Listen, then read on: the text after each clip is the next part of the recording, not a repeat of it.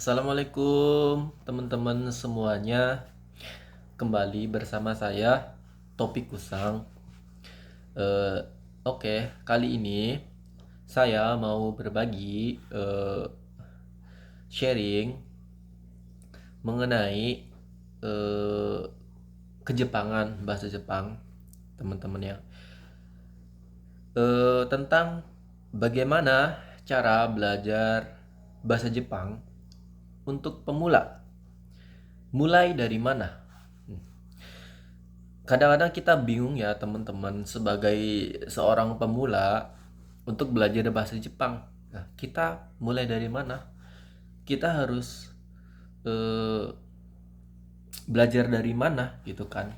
Pasti bingung kan teman-teman. Itu juga yang saya alamin dulu waktu baru pertama kali belajar bahasa Jepang. Saya kebingungan teman-teman. Terus saya juga cari tuh di YouTube gimana ya cara belajar bahasa Jepang untuk pemula, mulai dari mana gitu. Tapi dulu itu saya masih belum menemukan video-video di YouTube yang bener-bener ngejawab gitu. Gimana sih cara belajar bahasa Jepang untuk pemula? Mulai dari mana gitu? Apa kita belajar kanji dulu? Apa kita mulai ngomong-ngomong bahasa Jepang atau gimana gitu kan? Pasti bingung teman-teman. Itu juga yang saya alamin dulu waktu baru pertama kali belajar bahasa Jepang. Oleh karena itu, berdasarkan latar belakang saya yang seperti itu yang saya alamin dulu. Di sini saya mau berbagi ke teman-teman gimana sih eh, mulai dari mana sih kalau kita pengen belajar bahasa Jepang. Oke, langsung saja teman-teman. Kita mulai ya. Untuk yang pertama, mulai dari mana sih untuk kita belajar bahasa Jepang? Kita nggak tahu apa-apa tentang bahasa Jepang gitu kan. Kita mulai dari mana? Oke, yang pertama. Bahasa Jepang itu berbeda ya dari bahasa kita, bahasa Indonesia atau bahasa Inggris yang memakai huruf alfabet. Bahasa Jepang itu menggunakan huruf yang berbeda. Ada yang namanya hiragana, ada yang namanya katakana. Kemudian ada juga kanji, teman-teman. Untuk hiragana, teman-teman, itu huruf yang digunakan untuk menuliskan kosakata asli dari bahasa Jepang. Misalkan watashi, misalkan anata, misalkan kyo, ashita, atau apapun kosakata asli dari bahasa Jepang itu sendiri. Yang kedua itu adalah katakana. Nah, katakana ini teman-teman, ini digunakan untuk menuliskan kosakata serapan dari bahasa asing. Serapan di luar dari bahasa asli Jepang. Misalkan ada dalam bahasa Inggris misalkan bahasa Inggrisnya apa ya? Contoh. Misalkan bicycle, sepeda atau motor gitu kan, bicycle. Nah, bicycle itu ketika di bahasa Jepang kan, kita tidak boleh memakai hiragana atau kita tidak boleh juga memakai kanji. Yang kita harus pakai itu menggunakan katakana. Baishikuru jadinya kalau pakai katakana gitu kan. Nah, katakana itu dipakai untuk bahasa-bahasa asing. Misalkan bahasa Indonesia ada saya gitu, saya. Nah, saya ketika dituliskan ke dalam bahasa Jepang itu tidak boleh memakai hiragana atau kanji. Itu wajib memakai katakana. Katakana, saya gitu kan. Katakana saya dipakai untuk menuliskan bahasa-bahasa serapan, bahasa asing itu menggunakan katakana. Kemudian kanji. Ada juga kanji ya, teman-teman. Ya, kalau kanji ini sebenarnya itu kanji itu asalnya dari Cina, teman-teman, dari Cina. Terus Jepang itu menyerap kanji dan digunakan di sini di Jepang itu sebagai bahasa komunikasi lah. Lah teman-teman sebagai pemula yang belum tahu sama sekali mengenai bahasa Jepang, mulai dari mana sih? Oke, yang pertama adalah teman-teman harus menghafalkan hiragana, katakana. Itu yang wajib, dua itu. Kalau kanji itu ya nantilah. Teman-teman wajib hiragana dan katakana itu wajib untuk dihafalkan. Teman-teman wajib bisa cara menulisnya, hafal. Oh, huruf K, huruf sa, huruf ta itu kayak gini ya. Bisa menulisnya, hafal menulisnya, hafalin itulah. Hiragana, katakana itu hafalin. Teman-teman wajib hafal lah pokoknya. Hafalin itu dulu, dua itu hurufnya. Oke, lanjut yang kedua. Setelah teman-teman hafal huruf, hafal hiragana, hafal dan katakana juga, teman-teman mulai tuh hafalin kosakata bahasa Jepang, hafalin vokabulari atau kosakata lah, kotoba bahasa Jepang. Contoh, watashi artinya saya, anata artinya kamu, ashita artinya besok, kyo artinya hari ini, kanojo artinya pacar untuk perempuan, karishi artinya pacar, dan lain-lain. Itu wajib teman-teman hafalin ya. Kosakata hafalin tuh sebanyak-banyaknya lah, hafalin kosakata bahasa Jepang. Mulai dari yang basic-basic ya teman-teman.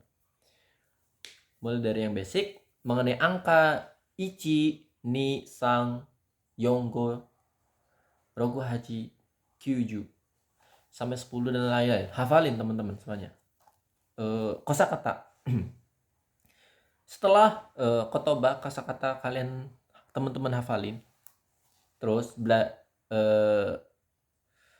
belajar pola kalimat bunpo. Bunpo pola kalimat. Teman-teman belajar pola kalimat tuh, mulai.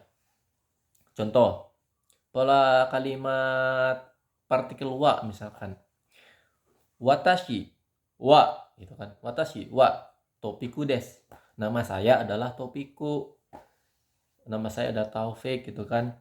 Contohnya itu pola kalimat, pelajarin lah. Watashi wa misal atau apapun itu. Pola kalimat pelajarin. Yang kedua itu pola kalimat ya, teman-teman pelajarin itu. Nah, setelah itu ya teman-teman harus dibarengi dengan latihan soal juga ya. Setelah teman-teman mungkin udah hafalin, mulai tuh hafalin kotoba, mulai juga belajar pola kalimat. Coba kalian teman-teman tes tuh latihan soal. Soalnya bisa teman-teman cari misalkan di aplikasi JLPT atau di YouTube juga banyak banget soal-soal JLPT, soal GFT. Coba tuh mulai belajar. Contoh, latihan soal N5 misalkan, N5 gitu kan. Coba tuh belajar latihan teman-teman.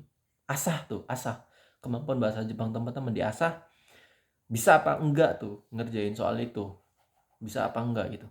Latihan soal. Coba latihan. Bisa dari mana aja latihannya.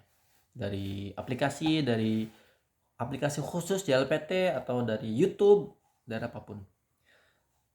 Kemudian setelah itu kan pola kalimat, terus ya hafalin kanji juga. Belajar dan hafalkan kanji juga ya teman-teman. Belajar dan hafalin kanji. Belajar cara bacanya, cara menulisnya, latihan. Setelah belajarin juga jangan lupa latihan ya teman-teman. Latihan dan latihan soal. Latihan soal untuk mengasah kemampuan kita teman-teman. Setelah itu sebenarnya udah cukup sih teman-teman. Itu udah cukup. Belajar kotoba, pola kalimat, dan belajar kanji itu udah cukup banget untuk persiapan kita untuk ujian JLPT atau ujian JFT lah. JFT lah, khususnya JFT. Kalau mau ke Jepang Tegel. Itu udah cukup. Belajarin ya pertama kan huruf, terus kotobanya, terus pola kalimat, habis itu kanji. Itu udah cukup banget. Itu step-stepnya ya. 3 itu, 4 itulah. Latihan. Setelah belajar dikit, habis itu coba latihan soal. latihan soal JLPT, JFT dan lain-lain. Coba latihan untuk mengasah kemampuan teman-teman juga. Setelah itu semua, untuk memaksimalkan kemampuan bahasa teman-teman juga, untuk memaksimalkan itu, coba dengerin juga lagu-lagu Jepang, coba melihat anime, coba lihat drama misalkan, terus coba juga ikut komunitas kejepangan untuk melatih kaiwa teman-teman, melatih percakapan teman-teman mungkin. Coba ikut komunitas juga untuk menambah wawasan juga mengenai kejepangan gitu kan. Biar makin banyak wawasan teman-teman. Dan kalau teman-teman ngelakuin itu semua ya, aku bisa jamin sih teman-teman bakal jago bahasa Jepang. Ya khususnya ya untuk yang basic lah, bisa, teman-teman pasti bisa, pasti nguasain lah. Karena bahasa Jepang itu menurut saya nggak terlalu yang susah banget lah untuk dipelajarin, nggak terlalu susah banget lah, bisa banget untuk dipelajarin, apalagi bagi pemula. Karena saya juga dulu pernah pemula dan ngerasain belajar bahasa Jepang itu nggak sesusah yang dipikirkan atau dibayangkan lah. Apalagi kalau untuk level basic, untuk ya basic sampai N4 itu bisa banget lah, bisa banget. Teman-teman semuanya semangat. Itu aja ya teman-teman, share dari saya. Gimana sih caranya belajar bahasa Jepang untuk kita yang pemula? Kita bingung nih, mulai dari mana sih gitu kan, bingung mau nanya ke siapa, nggak tahu kan, bingung. Dan untuk itu saya buat video ini buat ngebantu teman-teman, buat ngobatin rasa tidak tahu atau rasa kebingungan teman-teman lah, untuk ngejawab itu semua. Oleh karena itu saya bikin video ini, semoga bermanfaat buat teman-teman semuanya yang lagi belajar bahasa Jepang. Semoga dimudahin, diberikan kelancaran lah, kemudahan untuk berpikir dan lain-lain ya. Dan semoga teman-teman juga bisa ke Jepang, insya Allah, amin. Terima kasih, jangan lupa subscribe, bantu saya teman-teman. Jangan lupa subscribe. Saya juga bakal terus mungkin bikin video-video ya, khususnya buat ngebantu teman-teman khususnya yang ada di Indonesia yang mungkin pengen tahu gimana sih bahasa Jepang, gimana sih kejepangan atau apapun lah, bahasa Jepang, dunia kerja, cara ke Jepang atau apapun itu. Kalau bingung teman-teman ya, bisa lah tanya ke saya, yang saya bisa bagi atau share, saya bakal share ke teman-teman semuanya. Ya semoga bermanfaat aja sih, bisa ngebantu teman-teman juga. Oke, terima kasih. Jangan lupa subscribe, like ya. Komen juga barangkali, komentar dan lain-lain. Terima kasih. Wassalamualaikum. Jane arigato.